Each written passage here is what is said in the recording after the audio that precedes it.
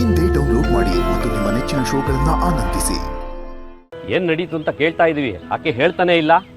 ಹೇಳಿಲ್ಲ ಅಂದ ಮಾತ್ರಕ್ಕೆ ಆಕೆನೇ ತಪ್ಪು ಮಾಡಿದಾಳೆ ಅಂತ ಹೇಗ್ ತೀರ್ಮಾನ ಮಾಡ್ತೀರಾ? ಈ ಘಟನೆಯಿಂದ ಆಕೆಯ ಮನಸ್ಸಿಗೆ ಎಷ್ಟು ಆಘಾತ ಆಗಿರುತ್ತೆ ಅಂತ ಸ್ವಲ್ಪ ಯೋಚನೆ ಮಾಡಿ.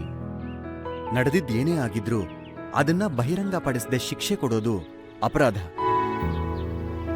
ಸ್ವಾಮಿ, ನಾನೇ ಬಯಸಿ ಶಿಕ್ಷೆನ ಸ್ವೀಕರಿಸ್ತಾ ಇದ್ದೀನಿ.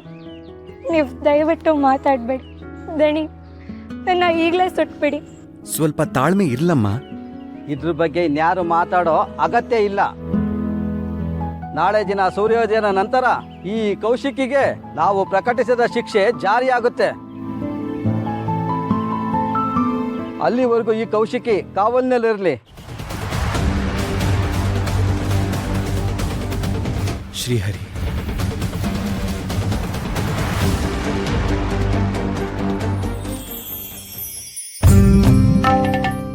ನಾಡಿದ್ದು ಅಮಾವಾಸ್ಯೆ, ಪಾಡ್ಯ, ನಂತರ ಬಿದಿಗೆ. ಇನ್ನು 4 ದಿನ ಉಳಿದಿರೋದು ಪ್ರಯಾಣ ಮಾಡೋದಕ್ಕೆ.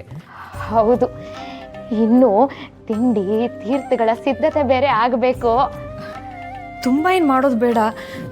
ಭಾರ ಹೆಚ್ಚಾದಷ್ಟು ಪ್ರಯಾಣ ಕಷ್ಟ ಆಗತ್ತೆ. ಹಾಗಂತ ಬರಿಗೈ ಬೀಸ್ಕೊಂಡು ಹೋಗೋಕ್ಕಾಗತ್ತೇನೆ? ದಡ್ಡಿ. ವರ್ಷಗಳ ನಂತರ ಮಗಳು ಮನೆಗೆ ಹೋಗ್ತಾ ಇದ್ಯಾ. ಕಷ್ಟನೋ ಸುಖನೋ ಒಂದಿಷ್ಟು ಮಾಡಲೇಬೇಕಲ್ವೇ? ಏನು ಹೇಳ್ತೀವೋ ಸ್ವಲ್ಪ ಬಿಡ್ಸಿ ಹೇಳು. ಅಲ್ಲ ರೀ, ಒಡವೆಗಳಿಗೆ ನಿಮ್ಮ ಅಕ್ಕ ಏನೂ ತಕರಾರು ಮಾಡಲ್ಲ ತಾನೆ? ಯಾಕೆ ಮಾಡ್ತಾಳೆ? ತಮ್ಮನಿಗೆ ಬಂದಿದ್ದು ನಮಗೆ ತಾನೇ ಸೇರಬೇಕು.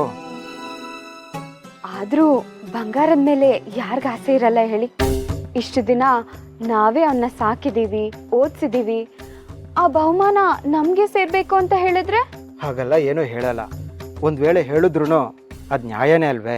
ನನ್ನ ವಿದ್ಯಾಭ್ಯಾಸ, ವೆಂಕಟನಾಥನ ವಿದ್ಯಾಭ್ಯಾಸದ ಜವಾಬ್ದಾರಿನೆಲ್ಲ ಹೊತ್ಕೊಂಡು ಸ್ವಂತ ಮಕ್ಕಳು ಥರ ಸಾಕಿದ್ದಾರೆ. ಅವ್ರು ಮಾಡಿರೋ ಸಹಾಯಕ್ಕೆ ಈ ಒಡವೆಗಳೆಲ್ಲ ಏನೇನೂ ಅಲ್ಲ.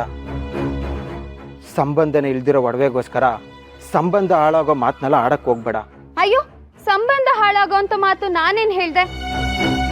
ಸರಿ ಬಿಡಿ. ಹಾಗೂ ಅವ್ರೇನಾದ್ರು ಒಡವೆ ಕೊಡಲ್ಲ ಅಂದ್ರೆ ಹೇಗೆ ಪುಸ್ಲಾಯಿಸಿ ತಗೋಬೇಕು ಅಂತ ನನಗೂ ಗೊತ್ತು.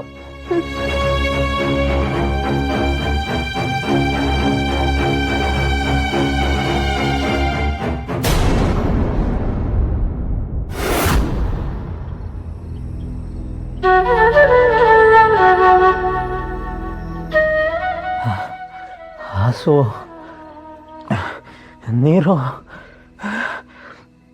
ನೀರು,